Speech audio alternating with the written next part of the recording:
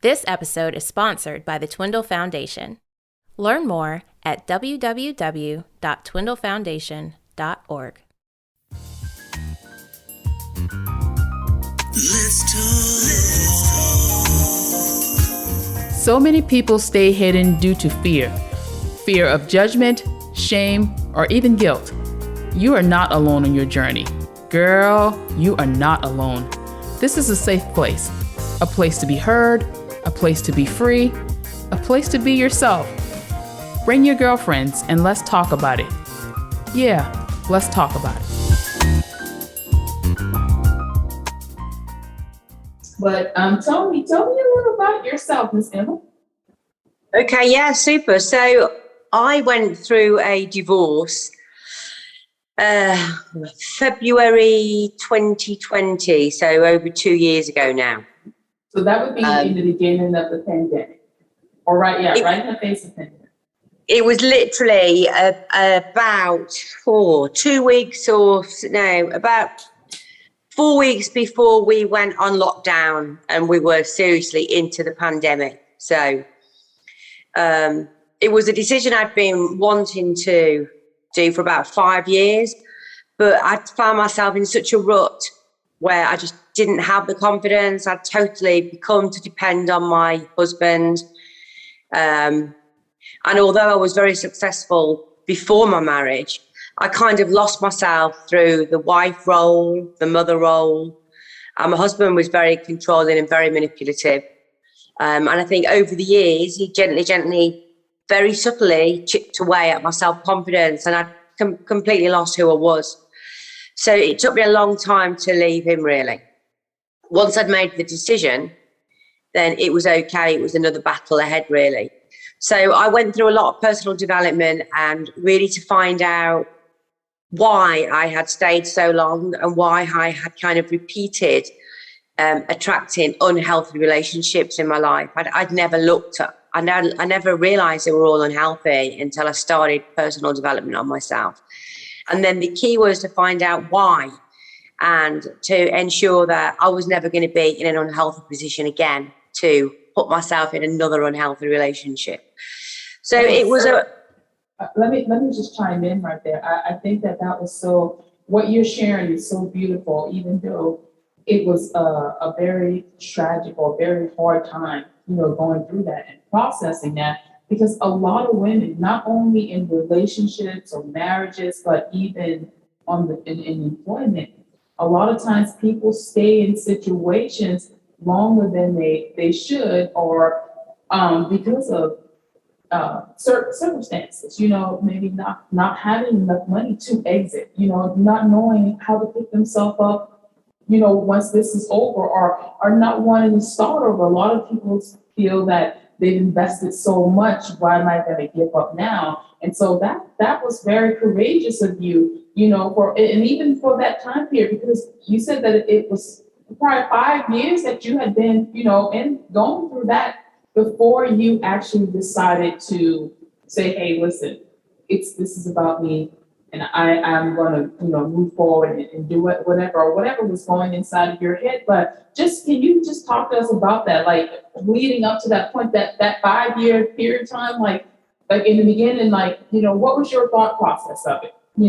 How do I exit, or, what am I going to do next? Let's talk about that a little bit. Yeah, my thought process was I needed to get out of the relationship, but I was also very scared about being able to go back into the commercial world and rebuilding a career after so long. Yes. I'd convinced myself that, nobody would employ me. I didn't have the tech knowledge. I didn't have today's social media knowledge. I couldn't train because I was a commercial director before. And I just taught myself into not being able to kind of reinvent. So that made me remain in the situation that I was in. Meanwhile, my relationship was getting more and more toxic. My son was getting older and much more aware of what was happening around him. And my husband was an alcoholic, and the alcoholism was getting set firmer into him. His behavior was getting worse. And I just thought one day I looked at my son and I just thought, forget about me. What are you teaching him? And that was the big driving force for me to say, right, no matter how hard this is going to get, no matter what sacrifices I may or may not have to take, they're going to be taken for him. And I was still at that time my feelings were set aside. It was more looking into his eyes, really, and knowing that deep down I was doing the wrong thing for him. So I made my decision. And then it was a case of, I literally, went into overdrive. I was living on adrenaline. I was trying to do everything at once. My husband was fighting at me to, stop all income. He stopped the car insurance. He cut the mobile phone off. He did everything to break me. And I just kept fighting on, really, and taking little steps and doing lots of audio books about, I didn't value myself, and I had to find out why I didn't value myself. So I read the Louise Hay's books and started to just stop the cyclone and start looking at me and why I didn't love myself and why I didn't want to kind of look in the mirror and see what was looking back at me. And I discovered on that journey that through childhood, I developed codependency traits. So I was built to kind of please and fix and look after everybody else but myself. My needs were never kind of validated. I always had to be doing something for somebody else to make me feel good because they would then tell me that I felt good. So once I discovered codependency, I really went into researching that and established I absolutely was codependent, and it was time to learn to manage it. And that was a turning point for me, really. I just realised that I am very worthy. I am full of value to myself and everybody that's key around me. I cut a lot of toxic people out of my life that I believed that were toxic, who were enabling the behaviour that surrounded me. And that all them steps kind of started to make me feel stronger and more confident in myself. So, scale on 2 years or 18 months, and I always believe and I always say to my clients that if you keep moving forward, then the right things will find you. You don't actually have to look for them. As long as you're moving forward, they will find you and opportunities will come in front of you if you have an open mind and an open heart. And that's what kind of happened, all of a sudden I found myself on a digital marketing course about online courses, and I come across Tony Robbins, Dean Graziosi. I did all them courses, and then I did the coaching qualification, because I always said for many years that when I went back into work after having my baby, I would be a consultant. So I worked for myself and went into companies, restructured them, and then short-term contracts, really. So I was never committed full-time to anything. Well, let me just jump in right there, because I want to say kudos to you for doing what you did, because you were very strong. You know how many women who just feel stagnant or would just go to that stage, and a lot of us do that. I won't be able to pick myself up, or they hold on to what they had in the past instead of moving forward in the future, because a lot of times we think about what we used to have, the life that we had, but then you just stepped in and said, I gotta take care of myself. I have to allow myself to move forward. I deserve better. My son deserves better, and I'm going to give us better. No matter what that looks like or what the process looks like, I'm going to do it. And you did. And it sounded like what I'm hearing is that you started over. You fed yourself. You fed your spirit, and you decided that you're going to take a new course. So this is a whole new beginning, like not just a life-changing moment in your marriage, but then this is also a life-changing moment in your career as well, because it sounded like you pivoted and shifted into a new direction. And what you did was you draw a lot of positive things around. You fed your soul, and you pushed yourself into something greater. And a lot of times people And not to say that they can't do it or they won't do it. They need to hear that story and know that someone else did it, and that means that they can do it as well. So this story is very empowering for so many other people, because sometimes people feel stuck and they need that motivation, they need that push, and you did that. This is your story. It's giving them what they need to hear in order to move forward. And I'm so sorry that I just had to put that in there, because I feel like it's powerful, and that's the whole reason why we're here, to share our story so that it helps someone else. I feel like we're bridging the gap. We're bridging the gap and allowing other people to be able to openly share, because most people aren't transparent. They're very vulnerable. They don't want to tell their story. They don't want to talk about the things that happen. Sometimes people wear that S on their chest, the superwoman, and we're doing so much, just as you said, and you're helping so many people. But at this moment, you're like, it's time for me to help myself. Yeah, absolutely. Yeah, definitely. And I loved, in time, I didn't at first, I had to stop my life because I constantly made myself busy, because I was totally avoiding myself for many years. I had to stop and confront myself. And within, a matter of weeks, I'd say about 8 weeks, I actually really loved being with myself. I wanted to get on that sofa, I wanted to do my online courses. I stopped the social life. I just wanted to kind of be with me.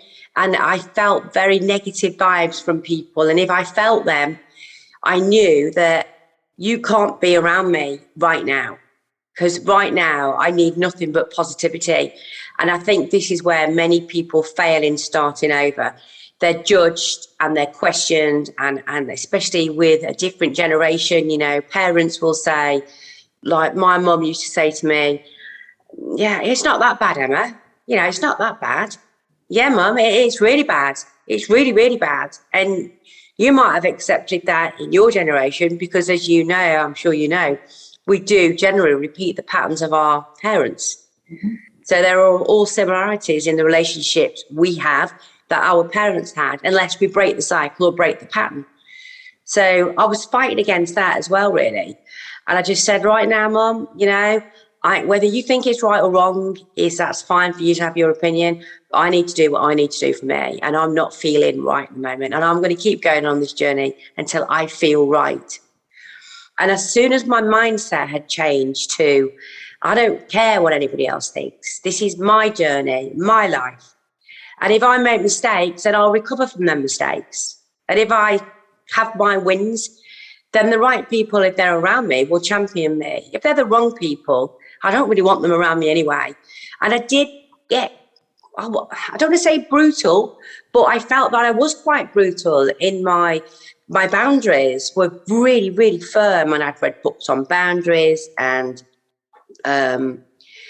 it just all come really. And then while I was doing the coaching, I was like, hang on a minute. And Tony Robbins and Dean Graziosi always say, to find your purpose, find your passion.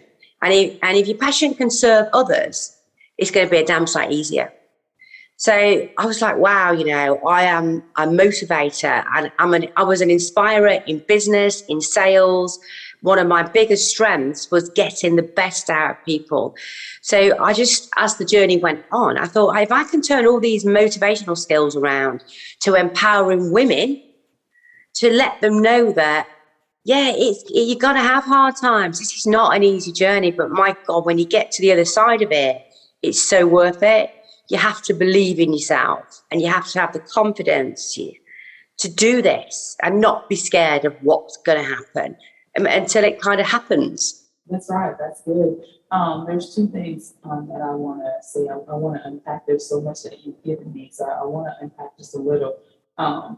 There's so many people who look for the approval or validation of their parents. They live for their parents, and they don't know how to say no. This is my journey. This is what God has for me, and this is what I'm going to do.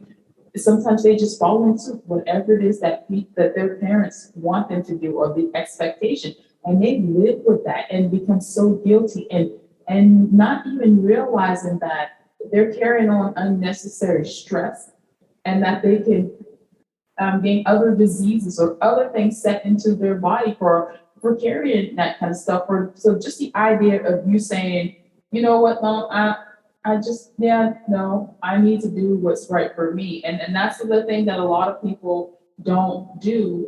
They're still living for their parents, not realizing that God has given you a path. God has given you a purpose, and that you're supposed to fulfill that purpose for yourself, not your parents. Your parents can't go on the journey.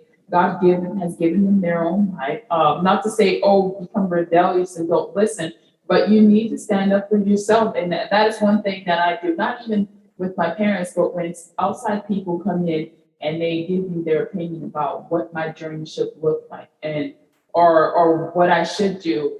I try my best, as you said, to place boundaries and keep people out of, because I understand that people are going to tell you what you should do or what you shouldn't do, and they haven't done it themselves. They don't know what that process looks like, but they're so eager or so ready to add input. And if you allow people to sow those seeds into you, that could deter you from your own journey, because when you're starting over or when you're starting something new, it's hard. It really is. And sometimes you may second guess what you're doing because it's tough. You're like, did I make the right decision? Am I going in the right direction? You start to question those things. But then there'll be things that's around you that can give you that nudge and say you're going in the right direction, or when something happens and things start to fall apart, or at least when you mentally think it's falling apart. And then you have those negative naysayers and just saying this, it's a distraction. And so I want you to talk, because a lot of times we talk about when we talk about what we're doing, we talk about the beginning and what that looked like. And then we talk about the finish line or the end once you come through, and it's like everything's not perfect, but everything's so much better. I want to unpack the inside, the middle part of it, the process, because I think that's the part that people need to know. When I started my business, it was hard for me. It was very hard. In the beginning, I didn't have a whole lot to invest in business. It wasn't the right timing, but I felt like God shifted me into it, and I had to trust Him.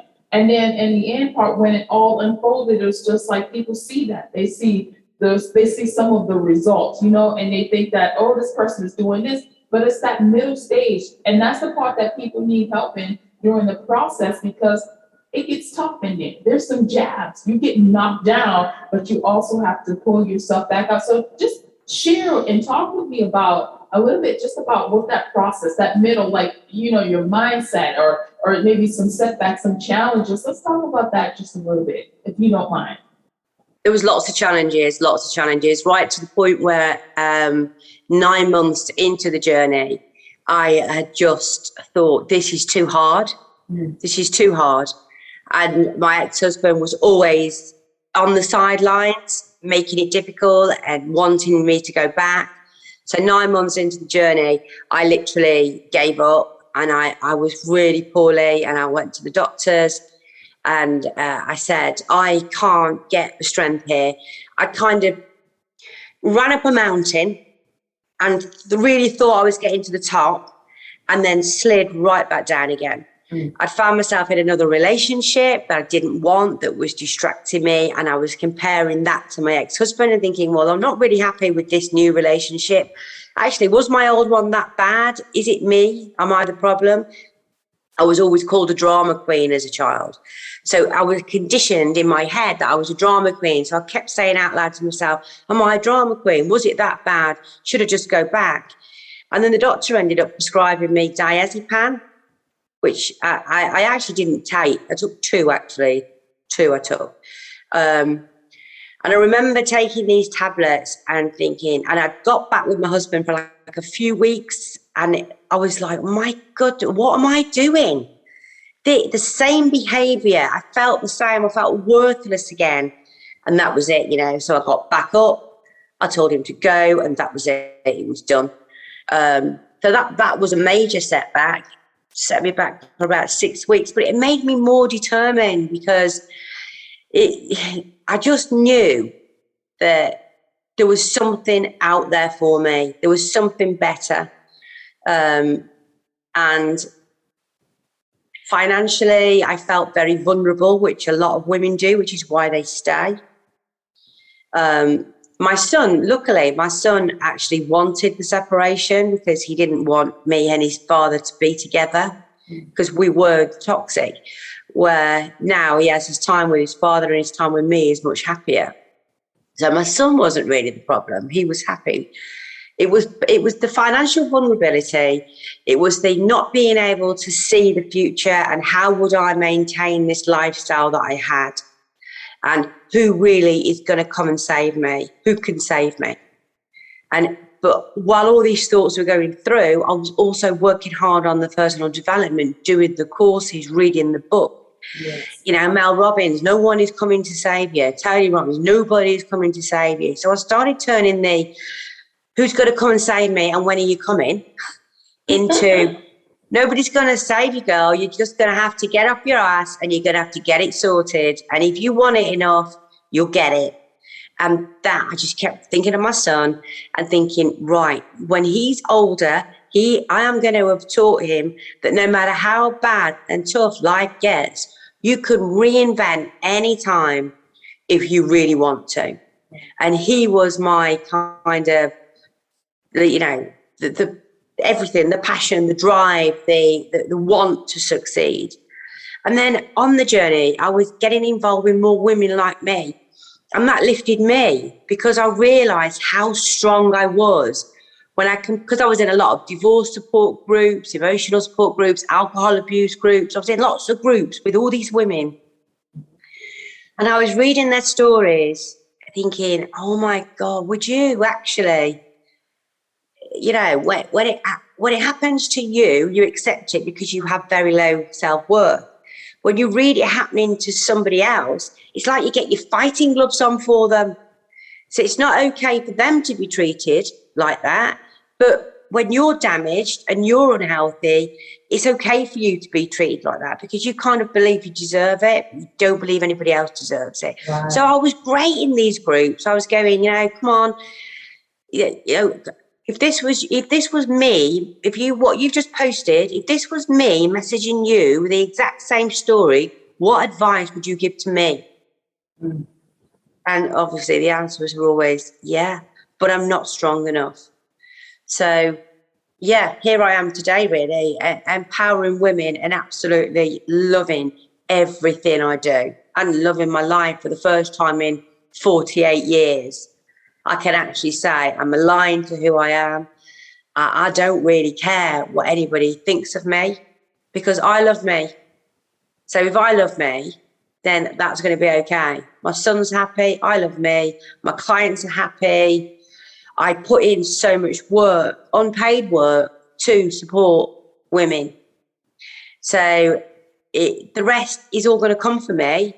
I know it is. I just got to keep going forward. It sounded like you said that you connected with like-minded spirits or like-minded people. And that's what happened when we clear that negative energy. We start drawing in people that's going to be heading into the direction that we're heading into.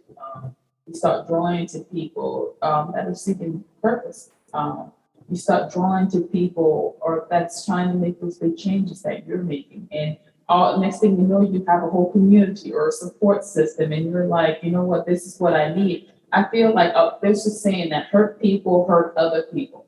Well, during my journey of healing, I realized that healed people can heal other people because you may be healed in an area that I'm not. Sharing your story helps me process my story. It helps me to release and let go. It's just something about hearing someone going through something so positive, someone going through something positive and being able to overcome. And it gives you that, it gives you the courage, it gives you strength so that you can fight for yourself and become healed or move forward in that area in your life. And that's something that I had to learn for myself. And a lot of times there were so many things that I did not know. But I went out there and I just started seeking. I got help and I started placing myself in position so that I could move forward and so that I could become healed. That was the biggest part. Identifying where I was, and acknowledging where it was, because it's not okay. It's not okay to stay there, and the only way that you'll be able to move forward is when you acknowledge the fact that this is what's going on or this happened in order for you to move past it. Because if you pretend like it didn't happen, you're allowing yourself to be stuck in a situation, and you won't be able to see where you're headed in the future, or even be able to get past that cycle in your life. And things do cycle around, they do. And that's one thing that I've learned, because I've seen things happen in my life at one point, and then I've seen them come back, and I have to say, hold on a second, this feels familiar. This has happened before, so why am I here again? Especially when I thought that I've healed or I've exited that season. Why am I here? And so I have to go back and identify, okay, what went wrong, or what happened, or what did I do, to that for the reason for me being back here. And so once I learned how to do that and process, it's so much easier for me to release, forgive that situation, and forgive myself for blaming myself, because I know that I'm 9 times out of 10, I blame myself for so much, and I shouldn't have, because a lot of things happen in our lives, and it's out of our control. We can't hold on to it or nor beat ourselves up. We have to let go. So forgive the situation, forgive a person maybe, and forgive yourself.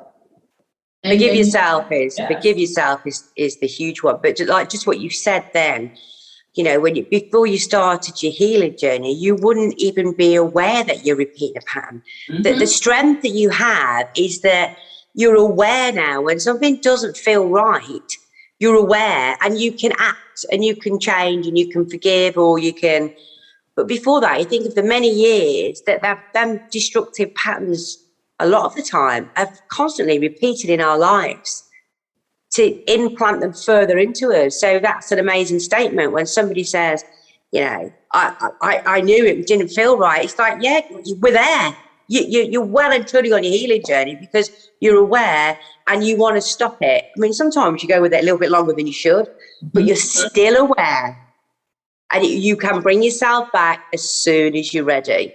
Yeah, even if sometimes I felt like, I've had this setback, and okay, maybe I'm not doing this right, or I'm doing this wrong again. And then I thought, when I talk about it, that's when I realized that, okay, maybe I am doing this correctly. Maybe and it's not necessarily a setback. Maybe there's still something that's there, because there's always, whenever there's a trigger, it's an indication, okay, that there's still something here. And I'm just trying to figure it out, like, and then I just reach out and just ask the Holy Spirit to reveal that, to bring forth that, whatever it is, so that I would be able to identify, and so that I can be able to work on that area, so that I can move forward. And a lot of times people are unaware of what's going on. A lot of times people feel like they're healed in areas because they don't feel anything, because they've gone past it. Oh, I've moved past it. I'm healed in that area, and then when it comes back around, it's more of, okay, why don't I heal? But sometimes healing takes a little bit more work than what we think.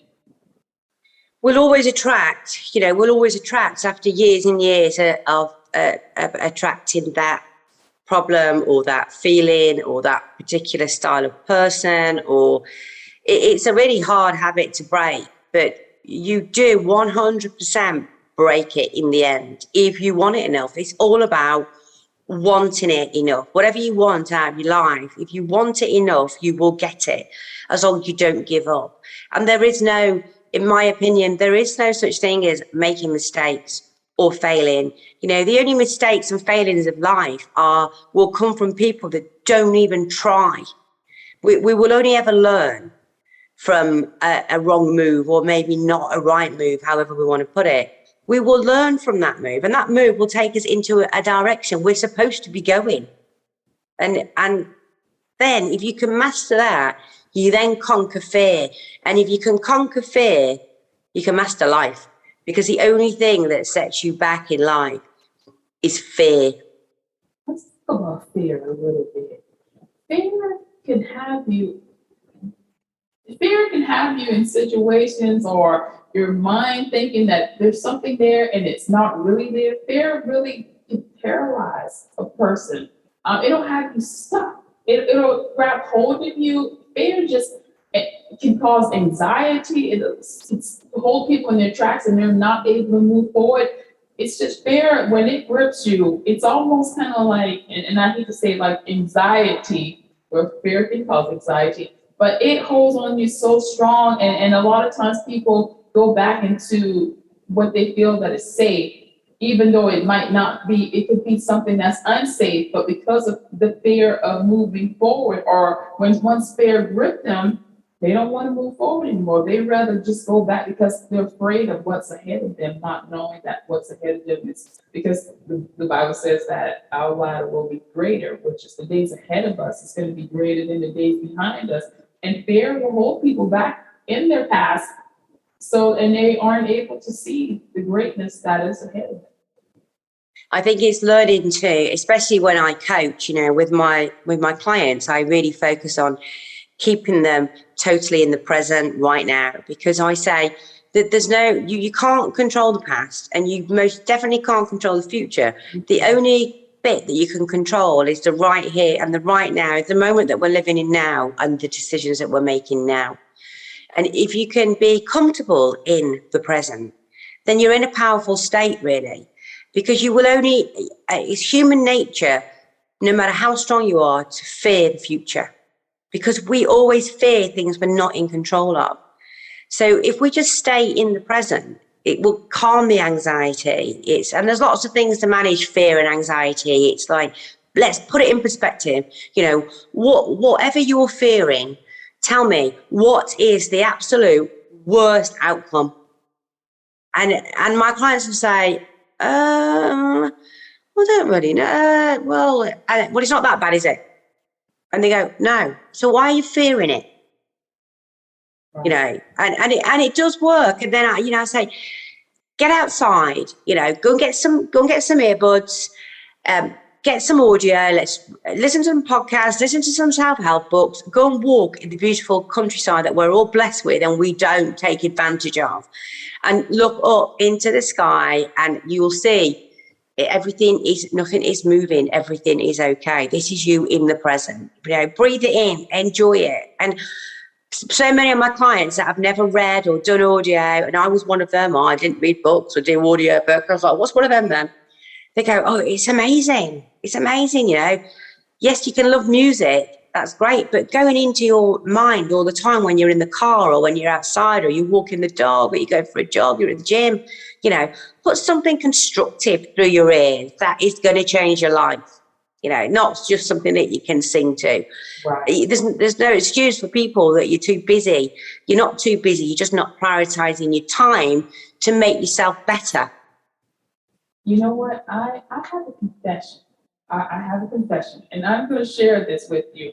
So I went through this healing journey, and there's this group that I'm in, and so we help other people to heal, to go through that process and heal. And so and it's a ministry, right? And so the pastor asked us, where do you see yourself in the future? What part of the ministry that I wanted to serve in, right? And I was supposed to think about it and then, just talk about it later on, just give them a response. And I kept telling myself that, I don't think I can do this. This is not for me. And I didn't have an answer. But the truth is that it was fair. The group has, and I don't want to say that I'm codependent on the group. I'm not. It's more of, I feel like once I remove myself from the group and I go out into the world, and I am afraid that maybe I won't do well and I won't be okay, and I don't want to lose what I have. So I'm afraid to give it to someone else. Like, I know that whatever gift God gives us, it's for someone else. But I've been wanting to save it for myself because of fear that I would come back to this place. And it's almost like, it's kind of like, how whatever you do, when you reach a level, you have to maintain. And I'm afraid that I won't maintain it. Like, I don't want to go out there and and I don't want to lose myself or lose what I built. You know what I'm saying? I want to keep my connection with God where I am and not go out there because I'm afraid that sometimes you know how you become unfocused or you just kind of just get yourself wrapped up into something else. You see it a lot of times. People start off at a certain, when they build momentum and they elevate, you know, and they go to that next level and they forget where the roots started and how they got there. And that is my fear, that if I elevate, or maybe I'm fearing the success. That's what it is, because I feel like if I elevate, I don't want to mess up, and then I don't want to mess up and lose what I built. And it's almost like I'd rather stay here at the hub and just take in everything that I can versus going out there and give what I have to give. I don't want to forget where I came from. I guess that's what I'm saying, because I want to keep my connection with God, and I feel like the world will suck that out of me or take that away, and I'm afraid to let that go. That is my truth. That's my absolute truth. You know, and a great truth. We should always be transparent and totally authentic about ourselves, and you know, share your fears, share your wins, share your fears, and that is the absolute normal, to want to be in your comfort zone, in your safe zone, where you've got it all worked out. I'm okay here because I'm serving great, I'm aligned, I'm feeling fulfilled. But the little voice in the back of your head is saying to you, no, there's more. You've got more to give, girl. You've got more to give. Oh, I know I have, but I don't want to because I want to stay safe. But making excuses for myself. I have absolutely. And the power really comes when you get into your growth zone. That is where the magic happens. It's being in the growth zone, and you will never lose your connection with God, because I can see already you're so passionate about it. So what really, stepping out there and sharing more of what you have, what do you have to fear really? What's the worst that could happen? Yes, that's right. That is correct. And so I'm so glad that I said that. I'm really glad, because I think that that's a part of healing. And that was exactly what I needed to work on. I needed to let that go. And you know what? Maybe that's going to make a difference for someone else, because I'm sure that there's someone else out there who's probably going through that exact same emotion, who's afraid to move forward because they don't want to lose what they have. And that is one thing. Okay, revelation. So when you let go of something, you're releasing it, and not that it's not going to come back to you, it's going to come back to you in another form. So whatever you let go so that it automatically comes back to you. But you can't, if you don't release and let go, you won't be able to see what else is coming. You're holding on to the past, or you're holding on to something else that you thought that was just perfect. Oh, this is great, and I can just stay here. But the moment I let go of that, I'm pushing myself for something greater to be drawn to me. But if I hold it in my hands and I stay there, that greatness is just held up. That whatever it is that where I'm supposed to go or what I'm supposed to receive, I can't receive it until I let go. So that means today, at this 5:30, 2022 at 8:10 a.m., I'm releasing my fear, and I'm letting go. I'm letting go so that I could draw whatever it is that's next for me, and so that those doors can be open. I will not remain stagnant. I will Love not. It. Yes. So thank you. Well done, girl. Love it. Yeah, you've got to let them doors open. You've got to let things go so new things can come in for you. Otherwise, you're going to block the doorway, and nothing's going to come in or out. Yeah, a lot of times, and I hear people say, talk about self-sabotaging, because a lot of times people become afraid and they don't move forward just because they're afraid of what's next, or if I receive this greatness, or if I receive this gift, I don't want to abuse it, or I don't want to misuse it. And they said, you know what, I don't want it. That's okay. I'm okay where I am. And they can become so much more, and that's trusting yourself and also trusting God, but vice versa. Trusting God and then also trusting yourself, so that you can move forward, because you really don't know what you can become until you start. Absolutely. And like we said before, don't try. You're never ever going to know, and you will remain stuck. And I read this amazing book, this audio book, And you're going to have to forgive me. I'm on the HRT, so my brain fog does not allow me to remember things. An amazing author, I will come back to you on it. But he actually says in this book that, you know, we're kind of on this world. We're in this world, and we're like tenants, and we have a landlord. And we don't know when the landlord is really going to call kind of time's out, you know, your lease is up. It's time for you to move out of this world. And it really, really resonated so much with me. And I thought, wow, you know, I'm 48 and working towards my 50th celebrations already because I like to be organised. And I thought, my God, you know, I'm over halfway through my life now. And how many years of pain have I lived through? And if that landlord comes and tells me that, you know, my lease is up next year, what really have I achieved? Will I leave this world making a difference, you know, leaving a legacy, leaving a memory, really making an impact on other people's lives?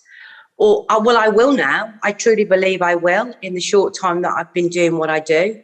But previously, before this journey of mine, if my landlord had called my time up, I would have left this world thinking, all I've brought to this world is kind of feeling sorry for myself and accepting abuse and not being the greatest version of myself and not being the greatest mother that I really am now.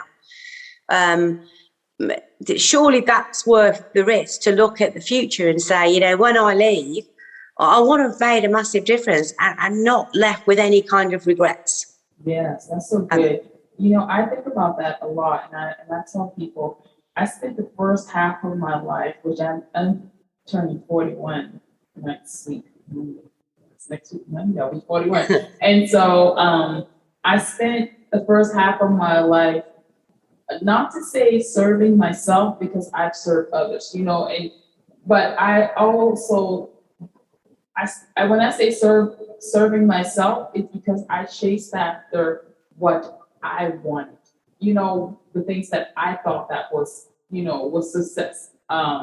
So, and not that I didn't serve others, because I gave and volunteered and, you know, all those things that makes us feel good about ourselves, you know. But I also, what was important to me was where I was going, the plan that I had for myself. And once it all fell apart and I had to pick up the pieces, I made this promise to God that I would not go back.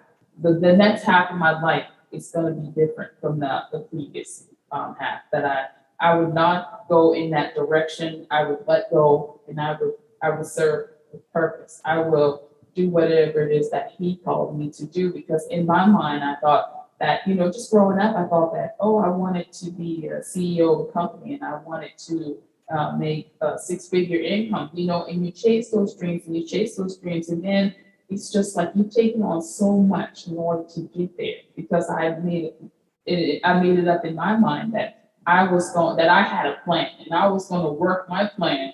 And then when I did, it was just like, okay, what's next? And I mean, during that process, I was knocked down so many times, just going after, just chasing the wrong thing. And so this time I said, no, I'm not going to do that. I don't like the way that old life looked. I definitely don't like how it felt. And I will no longer serve myself. I was not going to do that.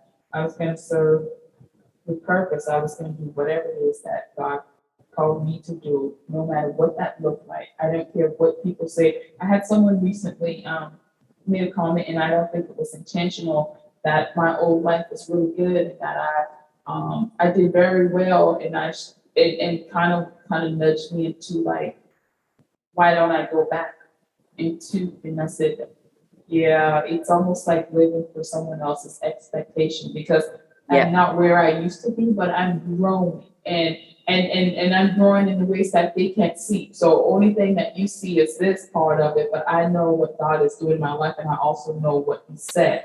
And so I'm going to move in that direction, the voice that I hear, that God is speaking to me. And so that was hard for me, of just letting go, because a lot of times my mind reverts back and think about what that life used to look like, the good parts of it, not the bad parts. And easily I had to remind myself, well, you remember what it took. And do you remember those days that you cried in the car? Do you remember that depression? Yeah, do you remember those days? And so I was just like, I'm not going back to that. I'm not going to live that life. I'm not going to put that type of pressure on myself. You seem to kind of revert back a lot to like expectations. You seem to put a lot of expectation upon yourself. And where do you think that kind of comes from? Is that something that's come from your childhood, or is that something you've put on yourself? Or it's I can feel it very strong from you, is this massive expectations. You're exactly correct. You're exactly correct. And I was just processing this just a couple of days ago. It was childhood. It was something that I picked up through my childhood, having to prove myself and looking for acceptance. And I have lived a life, and I just had this conversation on yesterday. I've lived a life where I wanted everything to be perfect, everything to be perfect. And I'm going to tell you this really crazy example of how bad things had to be perfect in my head. So, my sister lives with me, and one day she was taking out the garbage or whatever. And so the trash can, I have an issue about my neighbors and how their trash is outside, and when they don't have it placed a certain type of way, and then the weather comes and it could be a windy day and it blows their trash into my yard, that disturbs me. I become angry because I make sure that all of my stuff is a certain type of way, and so that it doesn't ruin someone else's yard, doesn't fly out there. And so one day I was leaving home, and I saw that the trash can lid was lifted up. You know how sometimes you have too many bags stuff in it, the lid's up? Yeah. And I was so outraged about that trash lid look. So I came in from the gym, and I went inside and got my gloves and rearranged the whole trash can and all the trash in the trash can so that the lid could shut tight, because that is what I expected for. But saying that's the appearance that I wanted to have. And it was just, something's wrong. This does not make any sense. Who rearranges the trash? Because it needs to be perfect. It needs to be, and I've lived my life perfecting myself and everything, it just, and finally I just came to, I'm working on it slowly but surely. Yeah. I'm working on it. But I finally said, you know what? I put too much pressure on myself. It does not have to be perfect. I'm so concerned about the way that I was viewed or the way that things look. And I was just like, it doesn't matter what people think. It doesn't, because people are going to say whatever it is that they want to say, and I can't control that. And so I don't have to try to be perfect so that, so that I'm accepted, because that's not the way that I want to live. But I have definitely lived my life trying to be perfect and just trying to change things so that everything could be a certain way. And I remember being that way with my younger sister and brothers during certain times when we were growing up. I was always trying to make things easier for them, trying to make life better than what it was. And I spent a whole lot of time, and that's where it started at. And I've lived my life trying to make life easier for myself, easier for other people, trying to be perfect, a people pleaser. That is exactly correct. Yes, fixing everything. I wore that S on my chest, and finally I ripped that thing off and said, I'm not living like this, but I'm still working through those. But the biggest part for me, and I say this kudos to myself, because I've acknowledged and I've identified. And now I'm in a place where I'm forgiving myself, and then I'll be at a place where I can release it all. But yes, I definitely see my bad habits. Yes, I'm well aware, but I'm not going to stay there, because it's not okay. And a lot of times sometimes they see, some type of behavior in themselves, and maybe they don't recognize it. But for me, I do recognize, because I'm continuously trying to become better, or working on myself and trying to dismantle the behavior or the things that I've learned, so that I can undo those things that I've done and move forward. But I mean, I don't know about it. I mean, especially in the UK where I am, it's just getting known, kind of. Mental health is becoming more acceptable. The schools are getting more aware, but I have many conversations with people that say, you know, we learn this behaviour from up until the age of 7 is the most powerful time, believe it or not. And we learn all these kind of bad habits or unhealthy habits. Yet there's nothing in schools to promote personal development over in the UK. I don't know whether there is where you are. And it's heartbreaking because these kids grow up with, you know, I don't want to say damaged, but unfortunately, a lot of them are really damaged and never actually go on to live a healthy life because they don't know what a boundary is. You know, they don't know what a personal development book is. They spent all their life firefighting. And it is just really frustrates me that the education system does not put in the curriculum something that makes us self-aware of what a boundary is, how to feel worthy, how to feel good.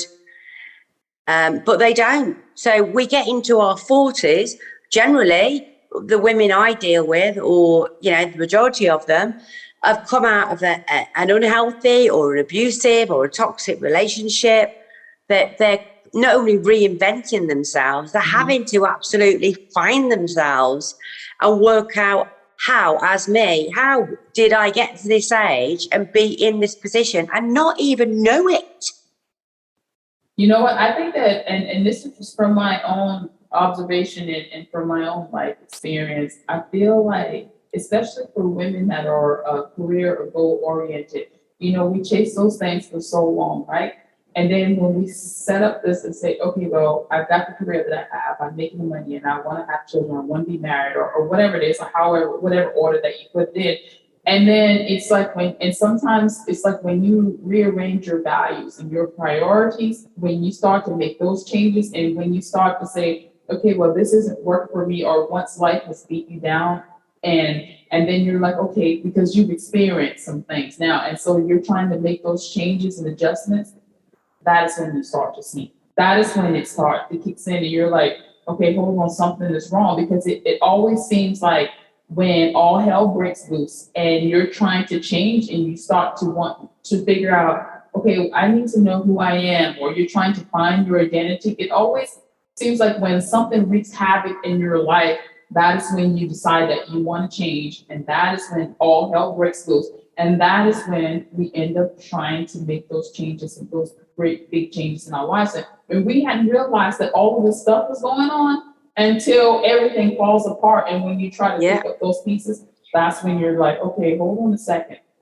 And then you go back in time, and then you have to unravel all the stuff that you've been through and try to figure out, where did this start from? And when you ask, you know, about my childhood, yes, absolutely. When you dig deep and you go to the root of it, that's when you realize, because you see that behavior and you go back and you said, oh, it all started here. And then you find those examples and you see it. And then it's just like, oh wow, this is what happened. This is the, and but there's some things, when you really trace it, there's some things in there that you'll figure out, and you'll start to see when it happened when you're a child. You'll see it in your youth, in your teenage years or early adults and stuff, and you can put those pieces together and just be like, this has been going on for so long, but you just missed it. I don't know if it's because there's the blindness that we say, oh, I was blinded or I had the shields over my eyes, but for some reason, when the blinds come up, then you start to be like, oh my gosh, I can't believe that happened. I can't believe my behavior was this way. Or I accept it that way, and you're doing all of this from probably one of the weakest positions you've ever been in. You know, it's from a position of pain. You're having to find yourself a position when you're at your most vulnerable time. You know, you're having to do this work to find yourself, and I think that's why so many people give up, because the first hurdle is acceptance. It's accepting where you are and why you're there. And a lot of people don't have the strength or the support system around them to actually confront that. And that's why it's so, so sad. So sad. So we can just do what we're doing, and that's, keep shouting about, you can recover, you can reinvent, you can find your own self-worth, your own self-value. You've got to find your passion. You've got to find your passion to find your purpose. When you've got your purpose, you've got a reason to get out of bed in the morning and excel at everything. If you've got no passion or purpose, you're just Groundhog Day. You're just getting up, you're making the kids breakfast, you're getting the kids to school, you're like a robot and we'll just wait till we go to bed and then we'll get up and we'll do it again. There's nothing exciting, nothing to look forward to.